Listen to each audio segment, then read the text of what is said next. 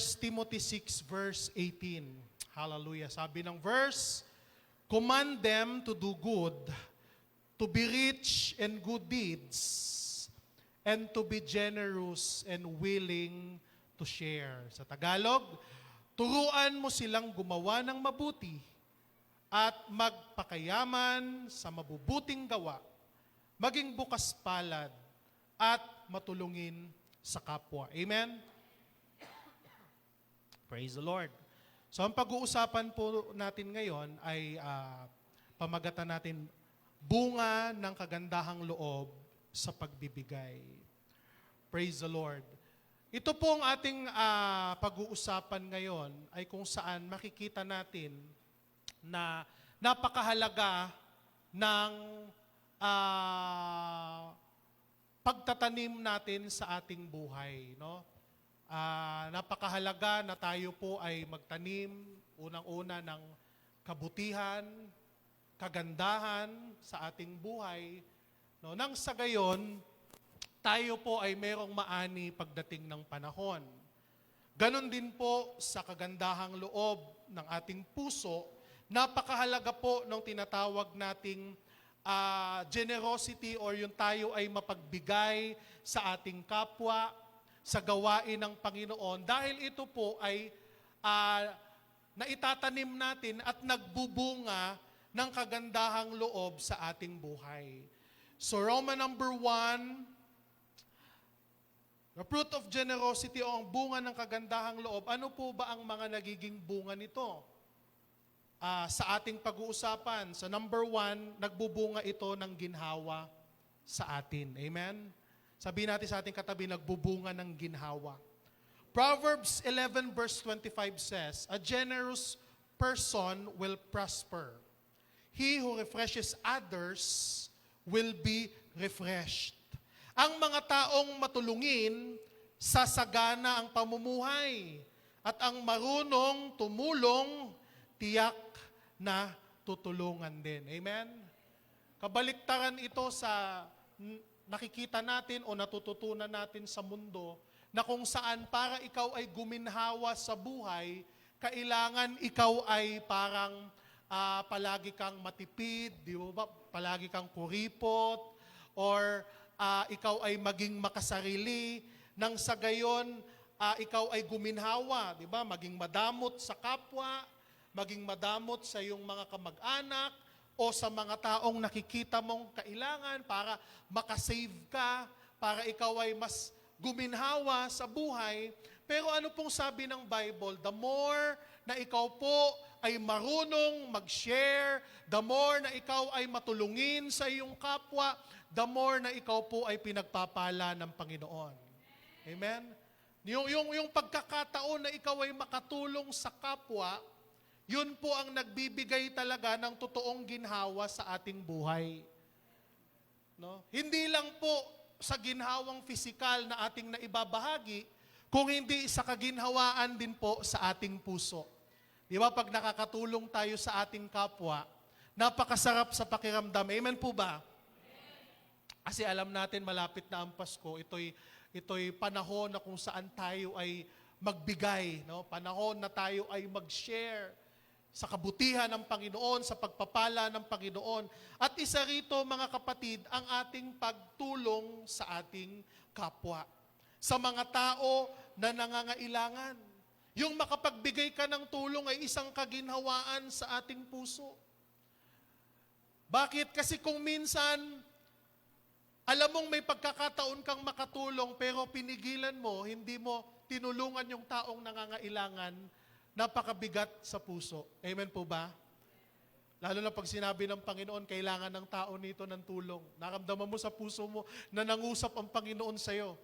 Kailangan ng tulong, pero winithhold mo, parang ayaw mo, pinigilan mo. Lord, baka hindi yun ibig sabihin mo. Di ba after nun, lumipas yung pagkakataon na ikaw ay maari sanang makatulong. Napakabigat sa loob. Pero pag sa oras na sinunod mo, ang laman ng iyong puso at nakatulong ka sa mga nangangailangan, napakagaan. At sabi ng Lord, kung ikaw din ay mga ilangan, in the future, ikaw din po ay matutulungan. So sa buhay natin, alam natin na tayo mga kapatid ay hindi palaging nasa taas. No? Hindi palaging nasa ibabaw. Kaya kailangan din natin ng mga tao na ating tutulungan. No? Maging mga tao man yan na kamag-anak natin o mga kaibigan o mga kakilala. Dahil sabi ng Panginoon, kung tayo po ay matulungin mga kapatid, tayo rin po ay tutulungan ng Diyos. Siguro hindi yung taong tinulungan natin ang tutulong sa atin, pero sabi ng banal na kasulatan ng Panginoon, gagawa ang Panginoon upang ikaw din ay tulungan sa iyong suliranin. Alam natin mga kapatid na the way to prosperity is through generosity. Yun ang tanging paraan ng Panginoon, biblical na paraan ng Panginoon upang tayo ay maging maginhawa sa ating buhay ay through giving. No? Yun ang way ng Lord. Pinag-aralan natin, we are the salt of the earth. We are the light of the earth. Tayo ang magiging agent ng Panginoon dito upang ang kanyang glory, ang kanyang shine, ang kadakilaan ng Panginoon, ang kagandahan ng Panginoon, ang kabaitan ng Panginoon ay makita ng mga tao sa pamamagitan natin. Kaya napakahalaga na sa oras na tayo ay nagiging generous sa ating buhay, napapatsinag natin ang liwanag ng ating Panginoon sa ating buhay. Kaya pag tumulong tayo sa kapwa, mga kapatid, huwag nating panghinayangan. Dahil alam natin na ang Panginoon ay magbabalik sa atin ng lahat ng ating mga itinulong sa kanila. Kaya sabi ni Lord, sa oras na tayo tumulong sa mga nangangailangan, si Lord ang binibigyan natin ng pabor. Sabi sa Matthew 25 verse 30, di ba? Kung ano ang ginagawa nyo sa maliliit na ito, sabi ng Panginoon, sa akin ninyo ginagawa. Yan lang ang pagkakataon natin na may magawa tayo sa Diyos. Yung pagkakataon na tayo ay makatulong sa mga nangangailangan. At sabi ng Panginoon, sa oras na gawin natin yan, ayaw ng Diyos na magkaroon siya ng utang na loob sa atin. Kaya naman, tayo ay kanyang pagpapalain. Tayo ay kanyang gagantihan. Yun ang batas. Yun ang law of spirituality. Sabi ng Luke 6 verse 38, give and it will be given to you. A good measure, pressed down, shaken together, and running over, will be poured into your lap. For with the measure you use, it will be measured to you. Amen? Sa ating pagtulong, sa ating pagbibigay, ito ang pagpapala na ipinangako ng Lord na ibabalik niya sa atin, siksik, liglig at umaapaw. Sabi diyan, talagang wala nang paglalagyan. Wala ka lang, hindi ka nakukulangin, pagpapalain ka ng Panginoon. Complete blessing ang ibibigay sa atin. Spiritual, material, physical, and financial blessing ang ipinagkaloob sa atin ng ating Panginoon. Kaya nga napakabuti ng Diyos sa ating buhay, mga kapatid. At kung gusto natin na pagpalain pa tayo ng Panginoon, matuto po tayong tumulong. Matuto po tayong magbigay. Hallelujah. Amen? Praise the Lord. Hallelujah. Kaya nga, napakahalaga sa ating buhay na makita natin ang kung papaano nagpapala ang Panginoon sa ating mga mananampalataya. Sabi ng iba, Pastor, bakit may kilala ako, di ba? Napakakuripot, hindi talaga marunong mag-share sa kapwa. Hindi talaga yan nagbibigay kahit ano, pero napakayaman. Pero ang tanong natin, mga kapatid, masaya kaya siya? No? Na-enjoy niya kaya ang mga kayamanan na meron siya? Kasi para ma-enjoy natin ito, dapat marunong tayong magbahagi. Hindi lamang tayo ang dapat magkamkam ng mga salapi, ng mga ari-arian, ng para lamang sa ating sarili. Kung hindi, yan ay ipinagkaloob sa atin ng Panginoon upang tayo ay maging channel of blessing sa Kanya. Hello?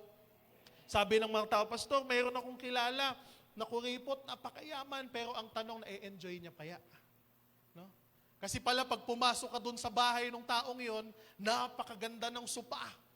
Napakaganda talaga, napakalambot ng kutsyon, napakaganda. Pero bawal upuan. Ay, ba kayo ng mga taong ganon? Ang gaganda ng mga kasangkapan, ha? Pero ops, bawal ka umupo dyan, ha? Doon ka lang sa, meron akong, dyan, papag. Meron akong carpet dyan, dyan ka na lang. Ha?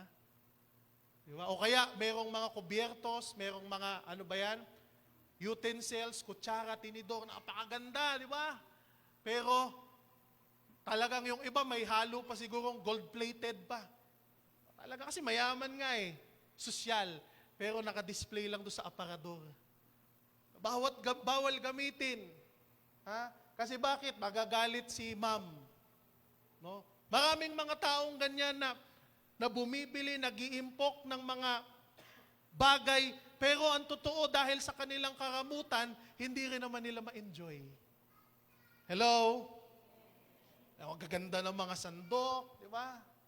Minsan yung iba kahit sa sobrang may kaya naman, napakayaman, di ba? Kahit napakatirik yung araw, ang init ng panahon, bawal buksan ng aircon. Bakit? Nagtitipid tayo. So may mga taong ganun, hindi rin nila ma-enjoy yung yaman na meron sila dahil hindi tama ang kanilang pagkaintindi sa pagpapala. Hindi tama ang pagkaintindi nila sa kayamanan. Pero anong sabi ng Panginoon, mga kapatid, kung tayo ay pinayaman ng Diyos, kung tayo ay binigyan ng Panginoon ng pabor, pinagpala ng Panginoon, dapat ay marunong din po tayong magbahagi ng pagpapala na ibinigay sa atin ng Panginoon. Palakpakan naman na po natin ng Diyos. Hindi lang tayo ang nag-e-enjoy, kundi yung mga tao rin na nakapaligid sa atin dahil na-enjoy nila yung blessing ni Lord. Meron kang magandang sopa, meron kang bisita, paupuin mo. Meron ka namang aircon sa sala, summer, napakainit, buksan mo para komportable ang iyong mga bisita. Ang iyong mga kamag-anak dumadalaw sa iyo tuwing may mga okasyon. Di ba? Huwag nating pagdamutan dahil ang mga bagay na meron tayo ay nariyan upang gamitin. Hindi upang i-display at hayaan na lang nating mabulok ng hindi man lamang nating nagagamit. Kaya hindi ibig sabihin na yung mga tao na yumaman, na madamot, totoo kayang nag-e-enjoy sila sa buhay? Sino yung istorya na yung may mayaman sa New York na napakayaman niya? Pero ayaw niyang gastusin ni singkong pera. Yung anak niya yung nagkasakit, halos mamatay na lang o naputulan ng part ng katawan kasi pumipila siya sa free medication ng ospital. Muntakin mo yon, milyonaryo ka, tas ayaw mong gumastos yung anak mong na-aksidente, pinila mo pa sa free ng government, di napakatagal nun. So may mga ganong tao, mga kapatid, na sa kabila ng kayamanan na meron sila, hindi nila na-enjoy dahil sa maling paniniwala at maling prinsipyo ng kanilang buhay. So sa ating buhay, mga kapatid, nagdudulot ito ng kaginhawaan kung tayo ay generous sa ating kapwa. Amen? Praise the Lord. Pangalawa, anong bunga? Anong bunga ng ating kagandahang loob sa pagbibigay? Number 2, Roma number 2. Ano yung 1 natin? Okay, ginhawa.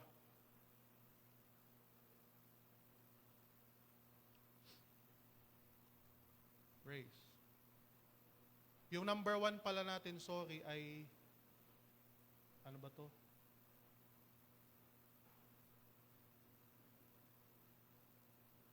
Yung number 2 natin ay, sa Proverbs 11:25, yun din ang ating sinabi na tayo ay makakatulong sa ating kapwa. Ano nakasulat ba dyan? Yung 1, yung 2, maginhawa, ganun din. So, sa atin ding pagbibigay, mga kapatid, hindi lamang ito financial, No? Kung hindi, mapagbigay din tayo sa pagpuri sa ating kapwa. Di ba? Kung minsan, ang bait mo, ang buti mo, yun nakakatulong din yun sa ating kapwa. Nagbibigay din tayo ng time, ng oras sa kanila, ng kabutihan, di ba, ng advice. Marami tayong maaring i-offer sa mga tao. No? Lalo na sa mga nangangailangan, hindi lamang po sa salapi, kundi yung oras natin, yung time natin, yung concern natin, yung prayer natin sa lahat ng mga tao, yun po ay maaari nating itulong sa kanila. Kaya nga, napakabuti na tayo ay tumulong. Ito ay investment sa ating buhay. Kung tumutulong ka sa kapwa ng hindi, tawag ito, kung hindi dahil bukal sa loob mo, o hindi dahil mapagbigay ka, o hindi dahil masaya ka kapag nakapagbibigay, kung hindi isipin mo na ito ay investment pagdating ng panahon na ikaw ay pagpapalain ng Panginoon. Sabi sa pangatlo, ito rin po, ang bunga rin po nito ay pagpapala para sa iyong susunod na henerasyon. Kung ikaw ay matulungin, nag-i-invest ka ng blessing, kung hindi man sa iyo, kung hindi sa future ng iyong susunod na henerasyon. Amen po ba? Hello? Yung iyong mga anak. Kasi hindi doon natatapos yung blessing ng Panginoon eh. Hindi dapat na ikaw lang ang ama na dapat pagpalain ng Panginoon, na ikaw lang nanay, ikaw lang yung magulang na pagpalain. Kailangan yung pagpapala ng Panginoon ay magpatuloy sa ating mga anak. Yun ang totoong blessing ng Diyos. Kaya kung tayo ay matulungin, kung tayo ay marunong mag-bless sa iba, yung blessing na yun na ine-invest natin, hindi lamang para sa atin, kung hindi sa next generation ng ating salinlahi, ng ating angkan. Sabi sa Proverbs 37 verse 25 to 26, I was young, and now I am old, yet I have never seen the righteous forsaken, or their children begging bread. They are always generous and lend freely. Their children will be a blessing. Amen? Sabi ng Panginoon.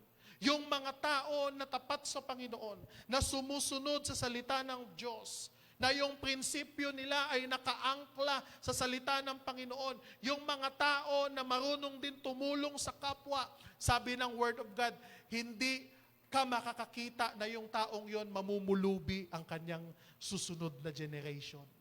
O magiging mahirap, o magiging, sabi nga nila, hampas lupa, palaboy, o pulubi, kung hindi dahil sa mga kabutihan ng ginawa ng mga ninuno nila, sila ngayon ay tumatamasa ng kaginhawaan at pagpapala na galing sa Panginoon. Kasi yung blessing ng Panginoon from kay Abraham, kay Isaac, kay Jacob, di po ba mga kapatid? Nagpapatuloy. Yung faithfulness ni Abraham, na naririp ni Isaac, yung faithfulness ng kanyang ama. Naririp ni Jacob yung faithfulness ng kanyang lolo. At yun ang gusto ng Panginoon, mga kapatid, na yung pagpapala niya ay dumaloy hanggang sa ating kaapu-apuhan. Palakpakan nga po natin ang Diyos. Praise the Lord. Kaya kung ang tao madamot sa kapwa, madamot sa Diyos, asahan mo na yung kasaganahan na meron ka, baka mamaya sa'yo lang. Wala nang matitira sa susunod na henerasyon mo. Kasi hindi mo alam yung prinsipyo ng pagpapala ng Panginoon sa buhay ng mga tao.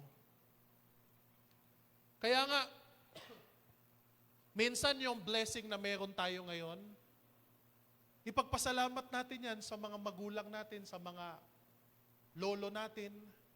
Kung tayo ay ilang generation na ng pagiging Christian or born again, siguro kung yung lolo mo born again na, tatay mo, nanay mo born again na, ikaw ngayon born again din, at pinagpapala ka ng Panginoon, pasalamatan natin yung ating mga magulang. Dahil tinatamasa natin yung katapatan nila sa Panginoon, nagbe-benefit tayo. Hallelujah. Kaya kung ikaw din ay tutulong sa kapwa mo, hindi yan nakakalimutan ng mga taong tinulungan mo. Yung tatay mo noon may tinulungan na nangangailangan na pamilya or young people, na kahit wala na sila ngayon, naalala nila yung tulong na ginawa ng iyong magulang, kaya pag nakita nila na ikaw din ngayon ay meron ding struggle, nangangailangan din ng tulong, hindi sila nag-hesitate na tumulong sa iyo. Bakit? Kasi naalala nila yung ginawang kabutihan ng iyong mga magulang. Kaya ganun din po sa ating buhay, napakaganda na tayo ay magtanim lagi ng kabutihan sa ating kapwa. Kasi yun yung maaalala ng mga tao. Kaya kung ikaw na tao, ikaw na individual, ay lahat na lang ng mga taong nakapalibot sa iyo, nakakaaway mo. Mga kapitbahay mo, hindi mo kasundo, kaaway mo lahat.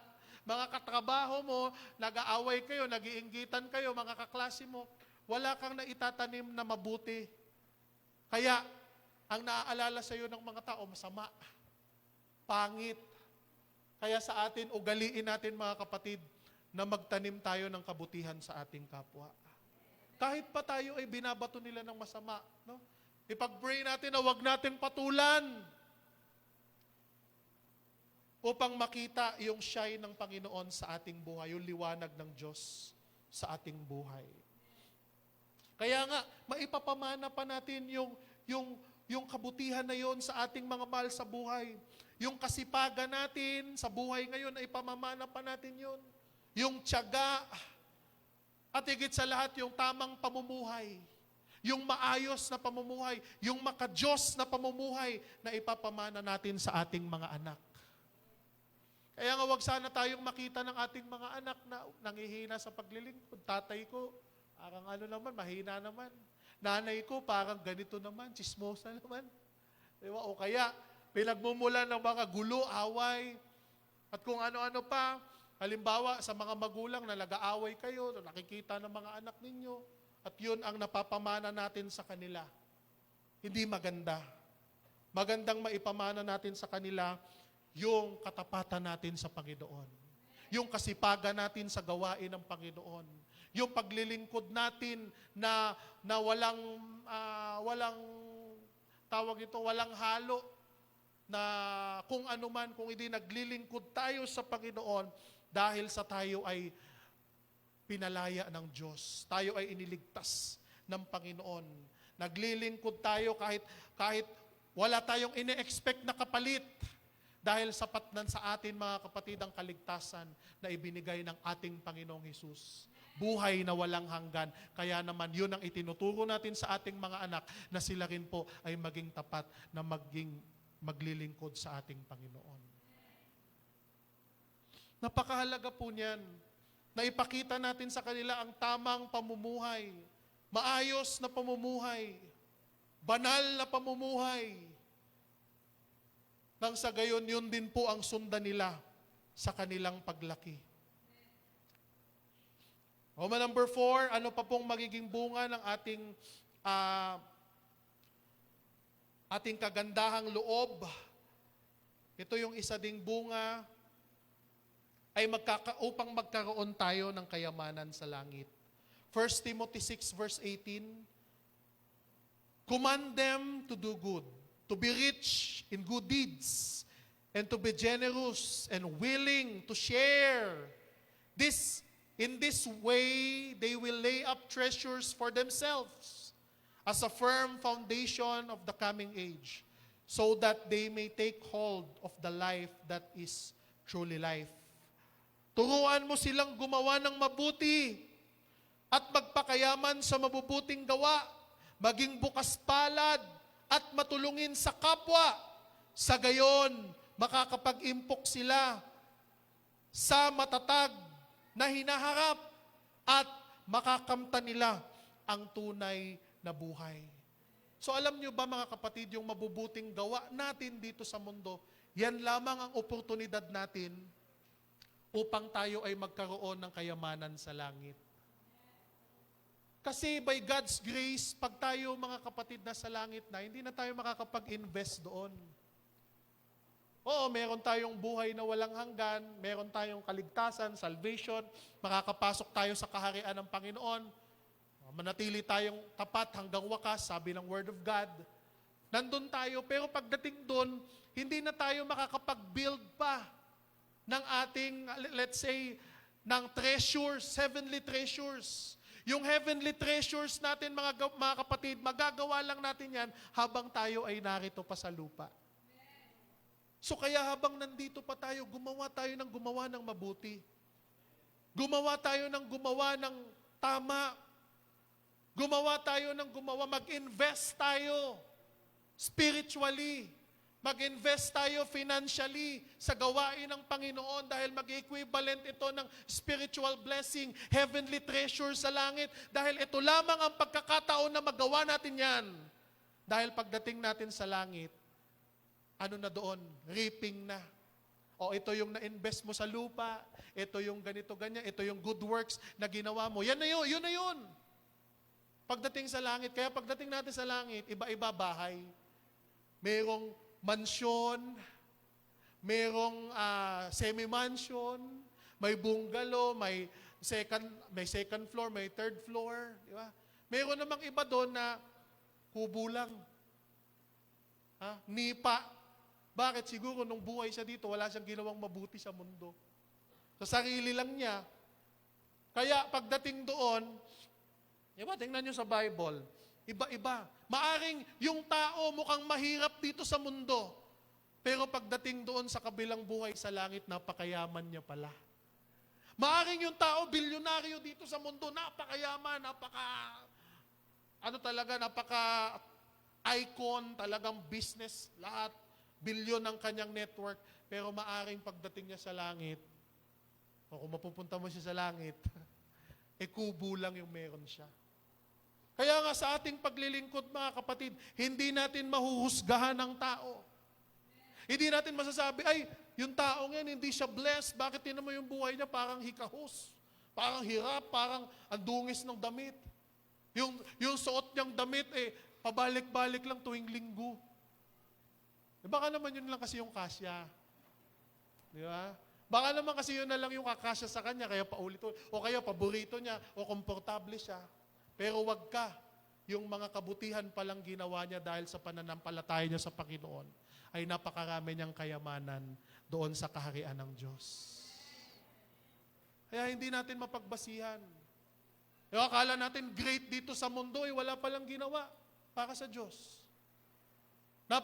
Napakasagana dito sa mundo, ay wala palang ginawa para sa expansion ng kingdom ng Panginoon. So hindi mo masasabi ang buhay ng tao. Kaya,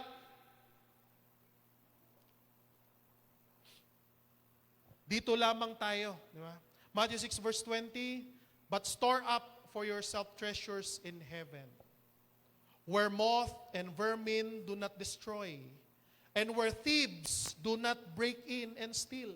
Sa halip, mag-impok kayo ng kayamanan sa langit. Dooy walang naninirang insekto at kalawang at walang makakapasok na magnanakaw. Di ba? Kasi ang problema ng tao, dito tayo nandito, ipon ng ipon, yung pangbundo lang. Invest tayo ng invest, napakayaman na natin, napakarami na nating ipon, yun pala, kinabukasan, mamamatay na rin tayo. Ngayon, pag namatay tayo, kanino na mapupunta yung inipon natin? Yung salapi na inimpok natin, saan na ngayon mapupunta? Hindi naman natin yan madadala pag namatay tayo, mga kapatid. Hello? So mapupunta yan sa mga asawa mo, mga asawa, isa lang pala. O punta sa asawa mo, lahat ng ari-arian mo sa mga anak mo. Tapos paglipas ng maraming panahon, yung asawa mo ay makakakilala ng bagong magpapatibok ng kanyang puso. Sa madaling salita, nagkaroon siya ng bagong asawa. Yung ipinundar mo ng napakatagal, dugot pawis, ang puhunan mo ay iba na ang nakikinabang. Yung kotse na ininvest mo, napakaganda, iba na ang nagmamaneo kasi patay ka na eh. Di ba? Iba na yung nagdadrive, iba na yung nag-ano ng bahay nyo. Kasi hindi natin hawak ang ating buhay. Kaya pag nag-invest lang tayo ng nag-invest sa material things, na kinalimutan natin ang mga tao na nangangailangan, wala tayong pakialam sa gawain ng Panginoon, puro lang sarili natin, maaring mawala sa atin ang mga bagay na yan. Maaring manakaw, maaring mapunta sa iba. Pero anong sabi ng Word of God? Yung kayamanan na hindi natin na maaagaw sa atin, yung mga tinatawag ng Bible na heavenly treasures. Na yung buhay mo, ginamit mo sa Panginoon. Na yung buhay mo, ginamit mo sa Diyos. Na yung resources na meron ka, ibinabahagi mo sa mga taong nangangailangan. Na yung resources na meron ka, ibinabahagi mo sa gawain ng Panginoon upang ang gawain ng Panginoon ay mag-survive, mag-sustain, lumaki, marami pang mga tao ang makakilala sa Panginoon. At yun ang kayamanan na hindi mawawala sa iyo. At masasabi mo, pagtapos na yung buhay mo dito sa mundo, sulit. Bakit? Kasi yung blessing na binigay na pinagkatiwala ng Panginoon sa akin, na-invest ko agad ng maayos. Hindi yung pupunta ka, haharap ka na sa Panginoon, ang dami nating regrets. Lord, sana nagawa ko pa to. Panginoon, sana nakatulong pa ako. Panginoon, sana naging mas mabuti pa ako. Gusto natin na pagharap natin sa Panginoon, satisfied tayo sa buhay na ibinigay niya sa atin dito sa lupa. Kasi lahat ginamit natin para sa kanyang kaluwalhatian. Palakpakan naman natin ang Panginoon, mga kapatid. Hallelujah! Kaya napakabuti na sa ating pagtulong magbunga ito ng kayamanang makalangit. Panglima, ano pa pong magiging bunga noon? Napapasalamatan ng Diyos. Sa oras na tayo ay tumutulong, mga kapatid, nag-glorify ang Panginoon. Alam mo yung mga kapatiran natin na nangangailangan, tas nakatulong ka, napapapurihan ng Panginoon eh. Napapasalamatan ng Diyos. Oo, pinapasalamatan ka bilang ikaw ang tumulong, pero higit sa lahat ang pinapasalamatan nun yung Panginoon. Na humipo sa puso mo upang tulungan mo ang iyong kapwa. 2 Corinthians 9 verse 11b, and through us, your generosity will result in thanksgiving to God. Sa last part ng verse. So yung kabutihan natin, nagresulta ito ng pagpapasalamat sa Panginoon. Yung mga taong nangangailangan, yung mga taong nasa lanta na tinulungan natin. Yung mga taong nasa bingit na ng kamatayan na natulungan natin, napapasalamatan ng Panginoon. Dahil sa ginawa natin para sa kanila. Kahit hindi malaki, marunong tayong tumulong sa mga nangangailangan, mga kapatid. Kasi ang problema minsan sa mga born again Christian, ay ipagpipray kita. Di ba? Kahit nakita mo yung kapatid mo, wala nang makain, may karamdaman, may pangangailangan, sasabihin na lang natin, hayaan mo brother, ipagpipray kita. Kahit alam mo naman sa sarili mo na sobra-sobra yung blessing ni Lord, hindi man lang tayo makapag-extend ng help. Nakita natin yung kapatiran natin na ospital, ilang araw na, ilang linggo na, gano'n nakatagal sa ospital, naramdaman natin na kailangan nating tulungan, hindi man lamang natin tinulungan. Maganda naman yung prayer pero kung meron naman tayong blessing, mas maganda rin, mga kapatid, na makatulong tayo. At anong nagiging bunga nun? Napapasalamatan ng Diyos. Napapapurihan ng Panginoon. Kaya nga, ministry din yan sa atin, mga kapatid ng Panginoon. Ministry yan ng Diyos na sa ating lahat. Na kahit ordinaryo at simpleng anak ng Panginoon ay maaring makatulong. Ito ang ministry, mga kapatid, na lahat pwedeng gumawa. Hello? Hindi lamang pastor, hindi lamang leaders, hindi lamang uhay leaders, hindi lamang elders, kung hindi lahat tayo, mga kapatid, ay may ministry na ganito ang pagtulong natin sa mga nangangailangan. So pang-anim, ano pang magiging bunga nung mabubuting gawa natin? Napapupurihan o napupuri ang Diyos. Yung kanina, napapasalamatan ng Diyos, ngayon naman napupuri ang Diyos. 2 Corinthians 9 verse 13, Because of the service by which you have proved yourselves, others will praise God for the obedience that accompanies your confession of the gospel of Christ and for your generosity in sharing with them and with everyone else. Ang bukas palad ninyong pagbibigay sa kanila at sa lahat ang siyang nagpapatunay na matapat ninyong sinusunod ang magandang balita ni Kristo. Dahil diyan magpupuri sila sa Diyos. So yung ating pagtulong, pagiging mapagbigay, ay nagbubunga ito ng papuri sa ating Panginoon. At gustong-gusto ng Diyos na mapapurihan siya sa pamamagitan ng ating buhay, mga kapatid. Kaya sa paglilingkod natin sa Panginoon, kasama yan.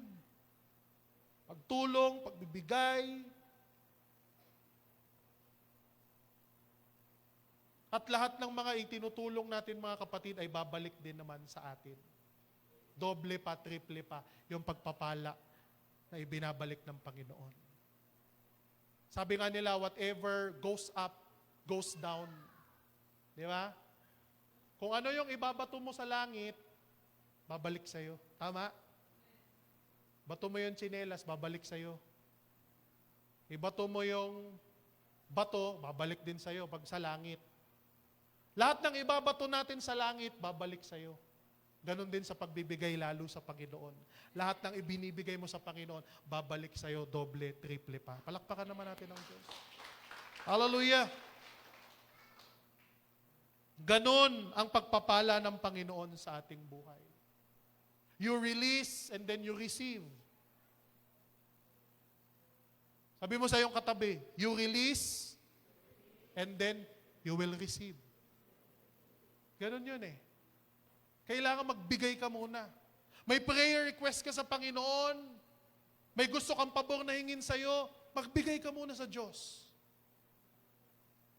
Hallelujah. Amen.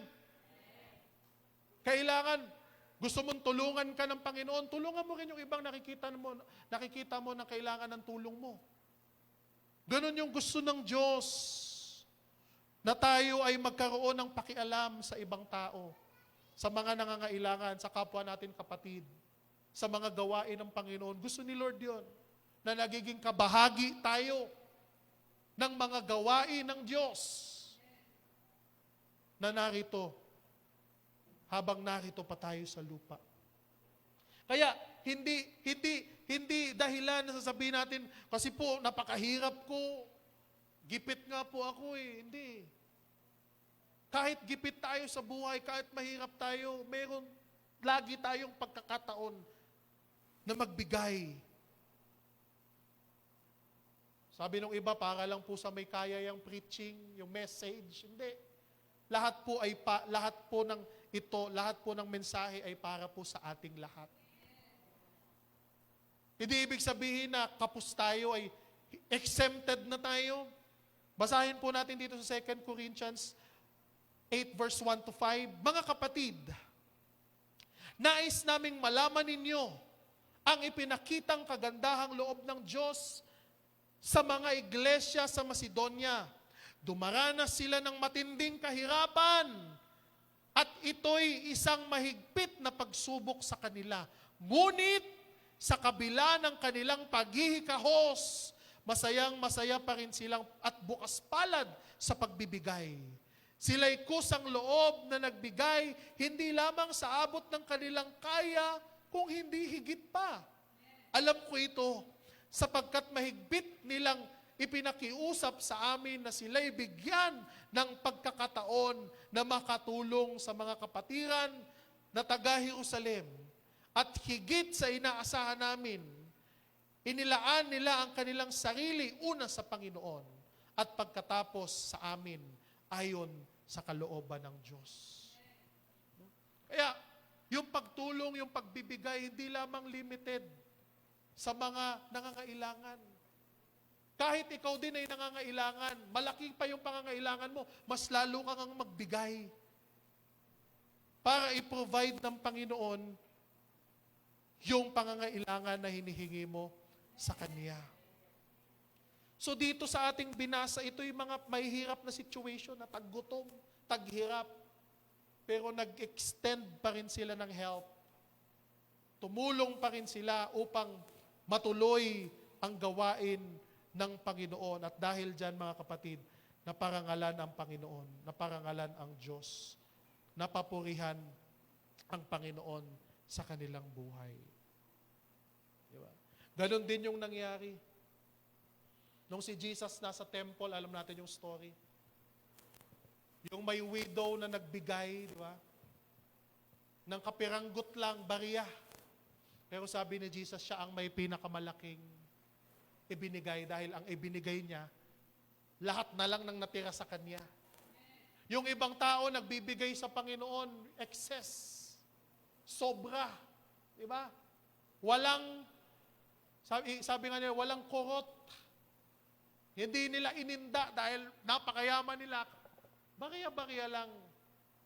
Konti, lang, tira-tira lang yung ino-offer nila sa Panginoon. Pero ang matindi, yung talagang, pag nagbigay ka sa Panginoon, talagang nasukat yung faith mo.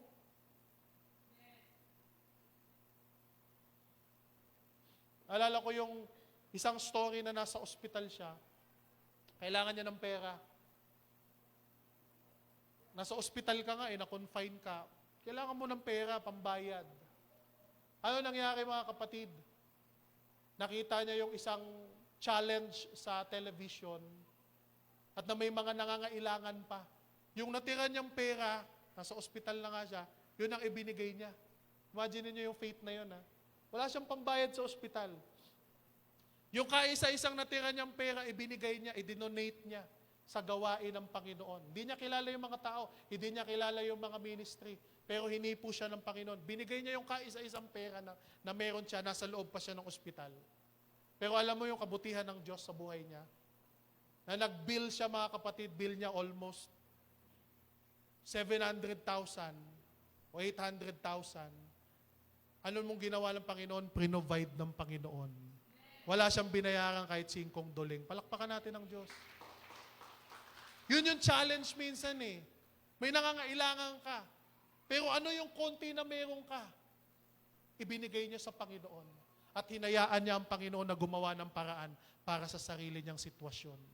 At doon pinatunayan ng Panginoon kung gaano kabuti. At alam natin na walang imposible sa ating Panginoon. Kung susunod tayo sa salita ng Diyos, gagawa ng Panginoon ng himala sa buhay natin. Napakaraming testimony na yan. Napakaraming nagpapatunay na ng kabutihan ng Panginoon na walang-wala na talaga. Ito na last. Pero inoffer nila kay Lord. At ibinalik ni Lord 100 times nung kanilang ibinigay o sobra pa. O 1,000 times pa ng kanilang ngaliit na ibinigay na yun na lang ang meron sila. Ganon kabuti ang Panginoon sa buhay natin, mga kapatid. Kaya huwag tayong mag-hesitate, huwag tayong magdalawang isip sa pagbibigay sa Panginoon. Yung promises ng Panginoon, totoo yan. Kung panghahawakan natin yan, mga kapatid, may power yan sa buhay natin. Kaya bakit maraming tao natutol? Sabi na, huwag kayong magbalik ng inyong tithes, huwag kayong magbigay ng tithes. Kasi ayaw nila na pagpalain kayo ng Panginoon. Ayaw nila na proteksyonan kayo ng Panginoon. Ayaw nila na kayo ay talagang pagpalain ng Panginoon. Kaya yung mga taong tutol doon, tapos minsan naniniwala tayo, napapaniwala nila tayo, kaya yung power ng Panginoon hindi tuloy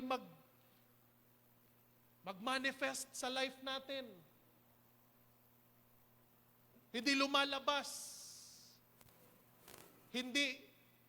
Hindi napapakita ng Panginoon yung power niya dahil hindi tayo naniniwala sa kanyang banal na salita.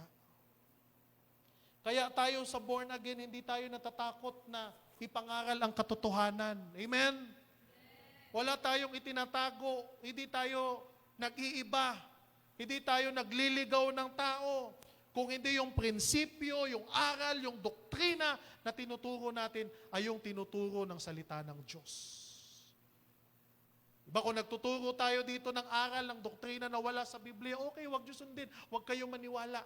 Pero yung tinuturo natin na nanggagaling, yung prinsipyo, yung aral, yung turo na nanggaling sa Biblia, ay karapat-dapat lamang po nating sundin. At karapat-dapat lamang po nating i-preserve ang truth, ang katotohanan ng Word of God. Kaya sabi ni Paul, kahit mahirap yung mga tao na yon, yung mga taga-Macedonia, ayaw sana ni Pablo na tumulong sila. Pero dahil mapilit sila, dahil alam ng mga Christian na yon ang way upang makaraos sila, yun ang way upang makaahon sila sa kahirapan, yung unahin nila ang gawain ng Panginoon. Kaya sabihin mo, Pastor, mahirap lang kami. Kaya nga Kaya nga kailangan matuto ka maging tapat sa Panginoon. Para iahon ka ng Panginoon sa kahirapan.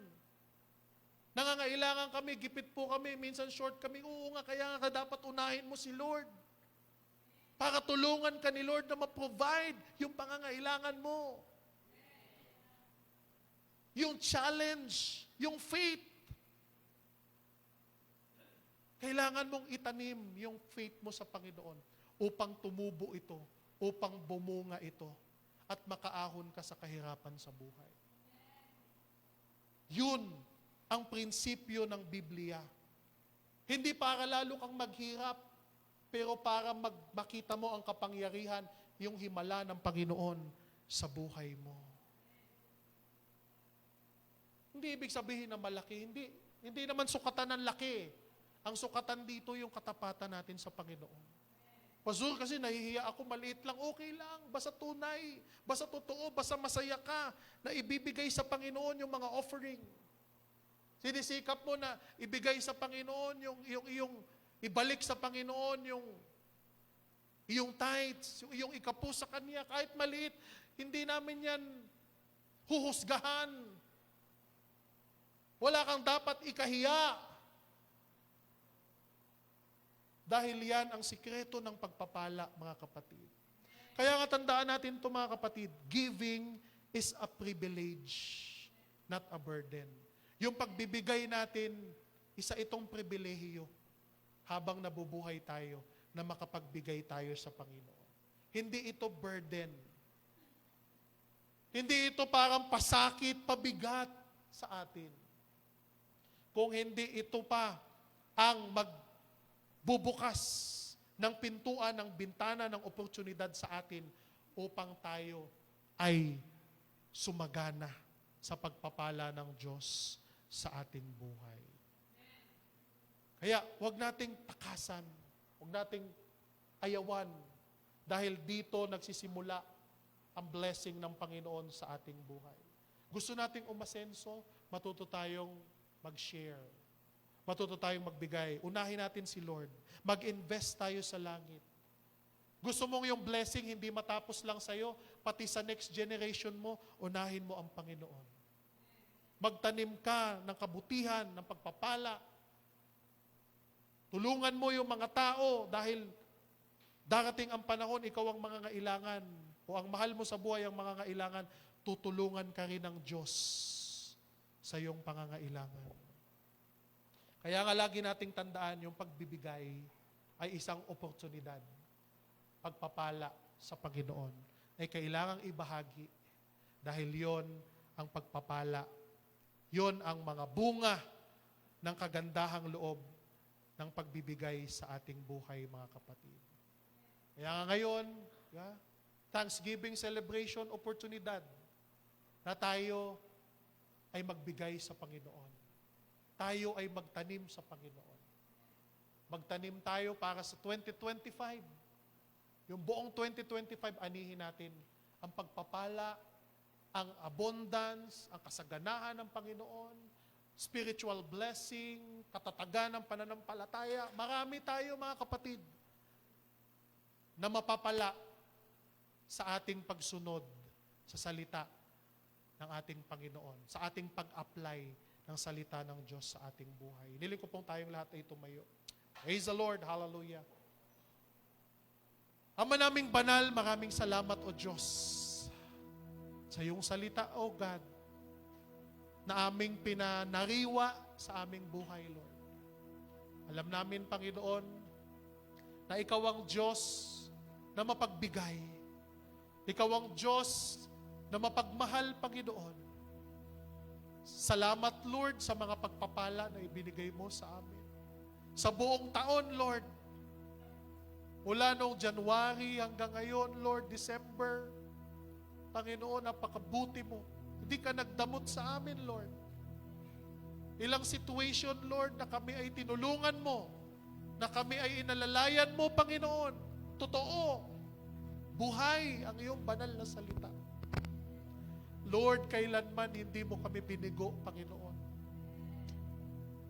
Sa oras ng aming kagipitan at pangangailangan, Lord, lagi kang nariyan.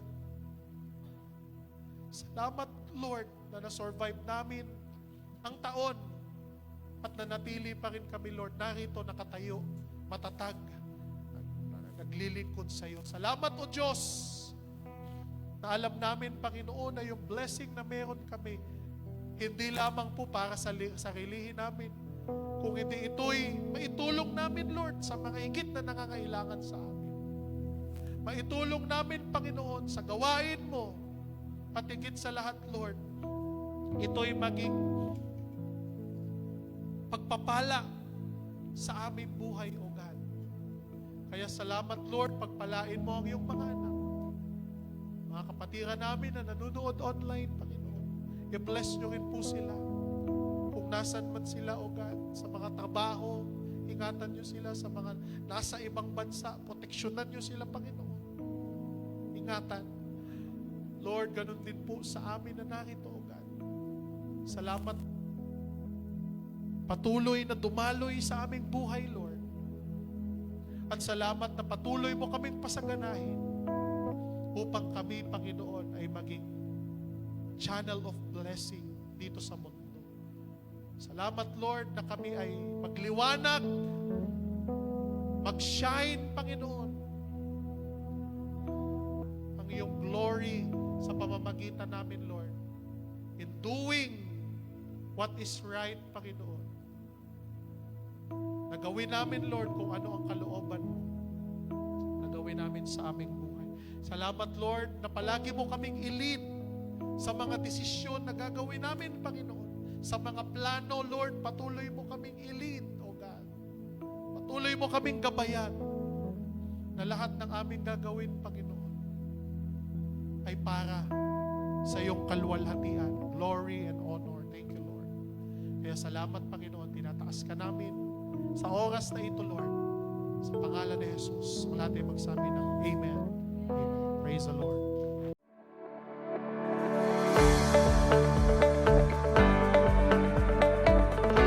Nabuhay ang ating Panginoong Jesus. Hindi patay ang Diyos na ating sinasamba. Buhay na buhay ang Diyos.